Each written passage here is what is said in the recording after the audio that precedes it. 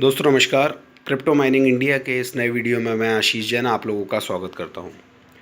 आज का जो वीडियो है वह स्पेशली मैंने उन यूज़र्स के लिए बनाया है जिनके मेरे पास अक्सर फ़ोन आते रहते हैं, जो इथीरियम माइनिंग के बारे में जानना चाहते हैं। उनके सवाल होते हैं कि इथीरियम माइनिंग की मशीन कैसे काम करती है, क्या उसका कॉन्फ़िगरेशन होता है, कितना आरओआई आप उससे पर मंथ जनरेट करते हो, क्या प्रॉफिटेबिलिटी है और इलेक्ट्रिसिटी की कॉस्ट क्या है, कितना पावर कंज्यूम होता है। ये सारे अमूमन वो क्वेश्चंस होते हैं जो किसी भी माइनर या यूज़र के मन में जनरली आते हैं जब वो माइनिंग की फील्ड में आना चाहता है। तो इस वीडियो में मैं आपके इन सारे क्वेश्चंस को कवर करूंगा। मैं आपको मशीन के बारे में डिटेल से बताऊंगा कि ये मशीन किस तरीके से काम करती है, क्या इसकी स्पीड है। अब चूँकि इन मशीन्स को चलते हुए महीने भर से ऊपर हो गया है, तो मैं आपको एग्जैक्ट एक आइडिया भी बता पाऊँगा कि मेरी लोकेशन के हिसाब से यहाँ पर इलेक्ट्रिसिटी की कितनी खपत इसमें हो रही है, और अगर दिल्ली की बात करें तो कितना बिल पर मशीन आ जाता है। तो ये सारी बातें हम लोग यहाँ पर डिस्कस करेंगे। चलिए एक बार हम मशीन को ध्यान से देख लेते हैं। जिस मशीन की मैं यहाँ पर बात कर रहा हूँ वो RX 580 4 GB की 8 GPU की मशीन है, जिससे मैं अभी रिसेंटली इथीरियम माइन कर रहा हूँ। अगर हम बात करें इस कार्ड की, जो स्टॉक हैश रेट होता है वो 17 mH के आसपास होता है। तो अगर हम इसको कैलकुलेट करें 17 × 8 अगर हम करें, तो अगर ये मशीन एज इट इज़, अगर हम विदाउट किसी रिफाइनमेंट या विदाउट किसी ऑप्टिमाइजेशन अगर इस मशीन को हम बनाते हैं और अगर हम इसे यूज़ में लेके आते हैं, तो जो टोटल हैश रेट हमें कंबाइंड हैश रेट इस मशीन के थ्रू मिलेगा वो 135-136 के आसपास होगा। बट मैं यहाँ पर आपको इस मशीन की परफॉर्मेंस दिखा रहा हूँ। मैंने जो इस मशीन को बनाया है और ऑप्टिमाइज़ किया है, ठीक है, तो उससे ये मशीन का जो टोटल स्पीड है तकरीबन 221 मेगा हैश आप यहाँ पर देख रहे होंगे। आपको 8 GPU यहाँ पर दिख रहे होंगे। टोटल स्पीड आपको 221 मेगा हैश आ रहा है, जिसके अंदर आपके 8 GPU हैं और तकरीबन सारे ही GPU की जो एवरेज स्पीड है, जो अपना आ रहा है इंडिविजुअल GPU का स्पीड आ रहा है 27 मेगा हैश के आसपास आ रहा है। तो इससे आपको ये अंदाज़ा हो जाएगा कि ये मशीन जो है प्रॉपर ऑप्टिमाइजेशन रिफाइनमेंट के बाद में तकरीबन इतना स्पीड निकाल सकता है।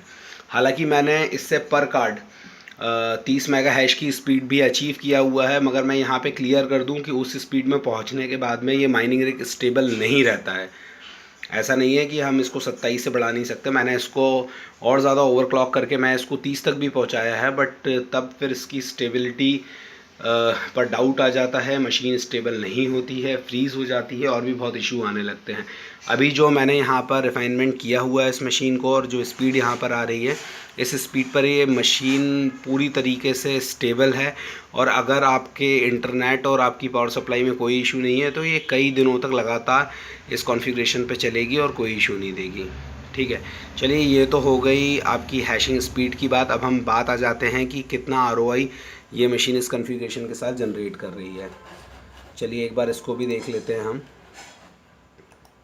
सबसे पहले मैं पूल अकाउंट पे ही चलता हूँ, उससे आपको क्लियर आइडिया हो जाएगा कि कितना क्या ये निकाल लेती है।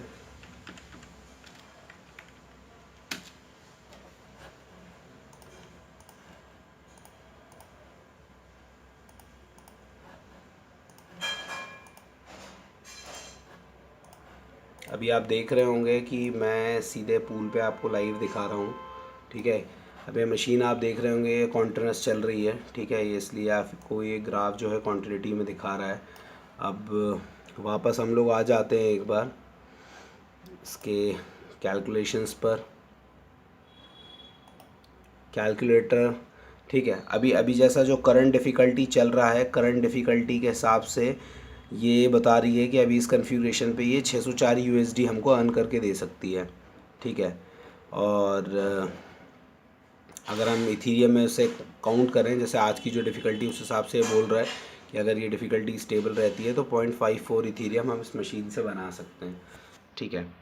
तो ये इस मशीन की क्या कैपेसिटी है। अब ये दोनों फैक्टर देखने के बाद में आपको एक प्रैक्टिकली एक फेयर इनफ आइडिया हो गया होगा कि भाई कितना ये मशीन चल रही है, क्या स्पीड दे रही है और क्या अपना इधर पर आरओआई निकल रहा है, ठीक है। अच्छा, यहाँ पर जो ये यूएसडी में इस इथीरियम की वैल्यू आ रही है, ये वैल्यू थोड़ा सा डिटेल में देख लेते हैं। जैसे ये 604 USD आपको यहाँ दिख रहा होगा, ठीक है।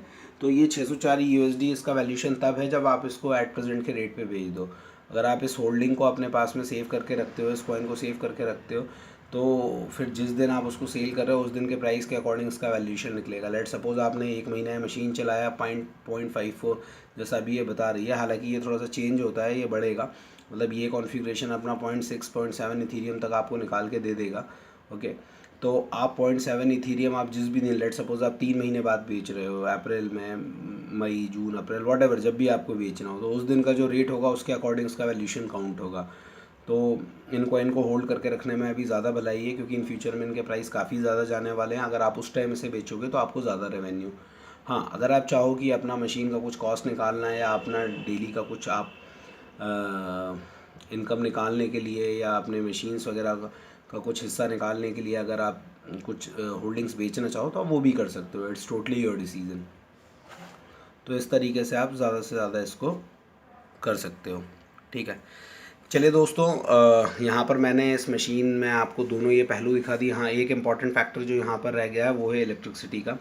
ठीक है, तो मैं आपको बता दूं, मैंने इन मशीनों को महीने भर चलाया है और एक मशीन का जो मेरा इन टर्म्स ऑफ यूनिट आ जाता है, तकरीबन ये 700 से 800 यूनिट एक मशीन कंज्यूम कर लेती है। तो अगर आप इसको लेके चलो, अगर आप 8 रुपये यूनिट भी अगर आपके यहाँ इलेक्ट्रिसिटी का कॉस्ट है, तो आप मान के चलो ये आपका 6-7 हज़ार रुपये का बिल एक मशीन निकाल लेगी। ठीक है, तो ये इसका प्रैक्टिकल आंसर है। चलिए दोस्तों, इस वीडियो में बताने के लिए बहुत सारी बातें थी, बट टाइम को देखते हुए बस इसको यहीं ख़त्म करते हैं। Thank you very much.